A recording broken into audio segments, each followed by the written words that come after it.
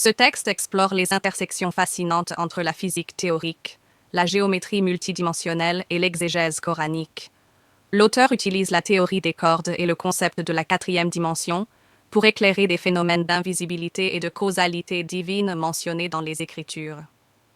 À travers des notions mathématiques, comme l'hyperespace et des récits sacrés tels que la rencontre entre Moïse et Al-Khidr, il propose une lecture où le spirituel réside dans des dimensions imperceptibles. Cette analyse suggère que les entités invisibles et les miracles pourraient s'expliquer par une réalité physique supérieure qui transcende notre perception tridimensionnelle habituelle. En somme, l'œuvre tente de réconcilier la science moderne avec la métaphysique religieuse pour concevoir un univers complexe et interconnecté. Assalamu alaikum wa rahmatullah, amis auditrices et auditeurs, bonjour. Aujourd'hui, on va s'attaquer à un sujet assez vertigineux. On va explorer un point, un lien assez inattendu entre deux mondes qu'on imagine souvent très éloignés. La physique théorique de pointe et les textes sacrés, en l'occurrence le Coran, Al-Qur'an. La question est simple. Est-ce que la quête des physiciens pour des dimensions cachées pourrait d'une certaine manière faire écho à des idées vieilles de plus de 1000 ans? C'est ce qu'on va essayer de démêler ensemble. Et pour commencer, voilà une citation qui pose tout de suite le décor. Un verset du Coran. Alors, Sourate 7, le verset 27, qui dit « Il vous voit lui et ses suppôts, d'où vous ne les voyez pas ». C'est puissant, n'est-ce pas? Ça introduit directement cette idée troublante. L'idée qu'il existerait des réalités, des êtres qui évoluent dans un plan qui nous est à nous complètement invisible. C'est notre point de départ, ce mystère d'un monde parallèle qui nous échappe. En fait, on pourrait donner un nom à ça, la cécité dimensionnelle. L'idée, c'est que notre perception de la réalité est fondamentalement limitée. Imaginez des êtres qui vivent sur une feuille de papier en deux dimensions, représentées par deux repères, longueur et largeur. Pour eux, le concept de la hauteur n'a aucun sens. Eh bien, cette cécité dimensionnelle, c'est un peu ça. Ce n'est pas qu'on voit mal, c'est que notre cerveau, nos sens, sont configurés pour un monde à trois dimensions, rien de plus. Alors, quittons un instant le texte ancien pour plonger dans la science moderne. Comment les physiciens, eux, ont-ils abordé cette idée de dimension qu'on ne peut pas voir? Eh bien, c'est là qu'entre en jeu le concept fascinant d'hyperespace. La grande question qui a toujours taraudé les scientifiques et les philosophes, c'est ça. Comment est-ce qu'on peut ne serait-ce qu'imaginer une réalité qu'on ne peut ni voir ni toucher? Comment mettre en équation quelque chose qui dépasse nos sens? La première étape, la porte d'entrée vers ce monde invisible, ça a été d'essayer de représenter la quatrième dimension. Ce qui est fou, c'est que cette idée ne date pas d'hier, pas du tout. On est au 19e siècle, et un mathématicien, Charles Linton, se pose déjà la question. Il va même jusqu'à inventer des mots pour décrire le mouvement dans cette dimension, ana pour aller vers le haut dans la quatrième dimension, et kata pour aller vers le bas. D'un coup, ce n'est plus juste une idée abstraite, ça devient un espace dans lequel on pourrait se déplacer. Alors, pour que ce soit plus clair, Hinton a proposé une analogie absolument géniale. Imaginez un monde plat comme une feuille de papier, peuplée d'êtres en deux dimensions.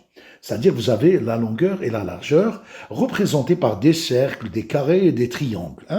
Maintenant, imaginez qu'une main, un objet en 3D, ça veut dire un objet qui vient avec un troisième repère qui représente la hauteur, vienne et soulève un de ces cercles. Pour les autres formes restées sur la feuille, que se passe-t-il? Le cercle disparaît, pouf, instantanément. Il n'est pas mort, il n'a pas explosé, il a juste été déplacé dans une direction. La hauteur, qui pour eux n'existe pas. Bon, rien que cette idée d'une quatrième dimension, ça donne déjà le tournis, on est d'accord? Mais accrochez-vous bien, parce que la physique moderne, elle est allée, mais alors beaucoup, beaucoup plus loin. Le 11. Voilà le chiffre, pas 4, pas 5, la 11e dimension.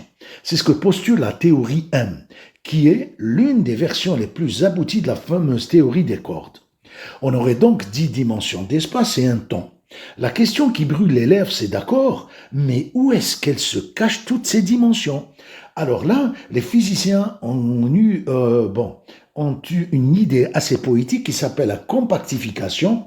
L'analogie est souvent utilisée, c'est celle du tuyau d'arrosage. Si on regarde un tuyau de très très loin, on ne voit qu'une ligne, n'est-ce pas? Une seule dimension. Mais si on s'approche, on se rend compte qu'en chaque point de cette ligne, il y a aussi un petit cercle, une circonférence, une deuxième dimension, mais qui est enroulée sur elle-même.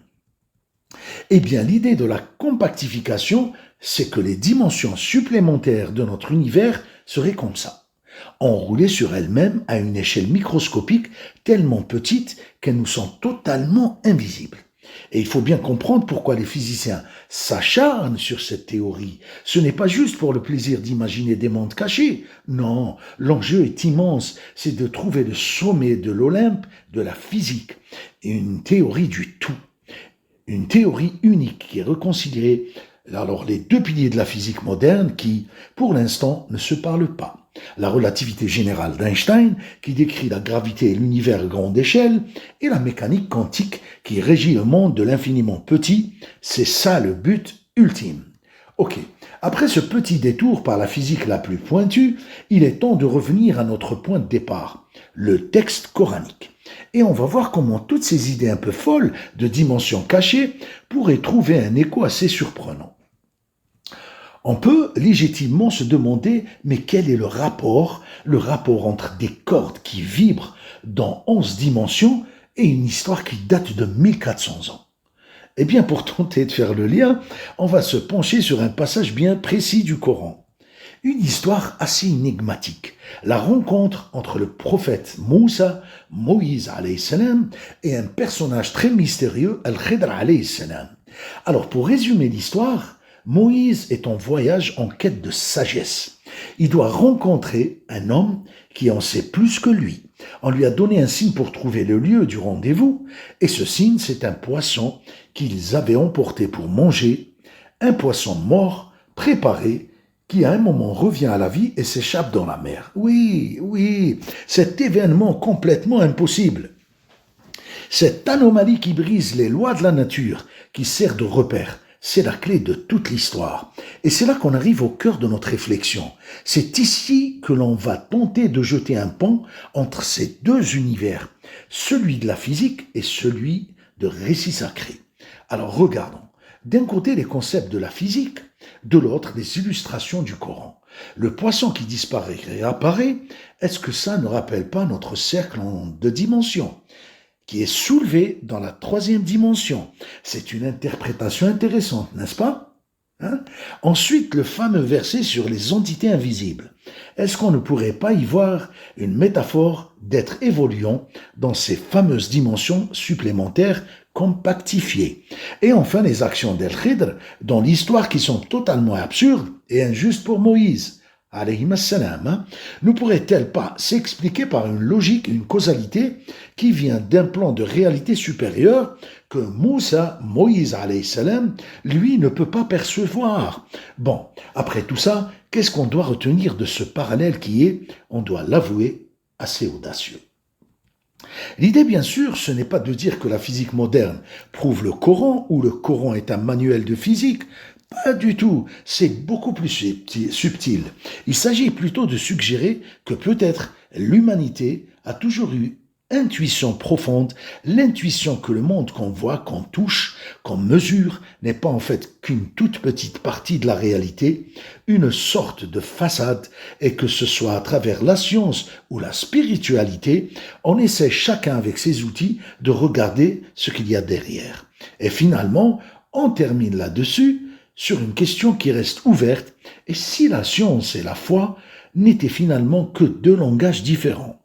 Essayons de décrire la même et insaisissable réalité, une question qui nous force à réfléchir à ce qu'est vraiment le réel et à l'humilité qu'on doit avoir face à ce qu'on ne perçoit pas encore.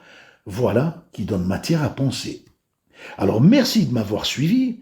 Je vous propose par la même occasion un espace en deux dimensions pour laisser vos commentaires, vos questions et vos critiques. Sur ce, mes frères et sœurs, je vous reviens. Astawdi'ukumullah alladhi la tadi'u wada'i'uh.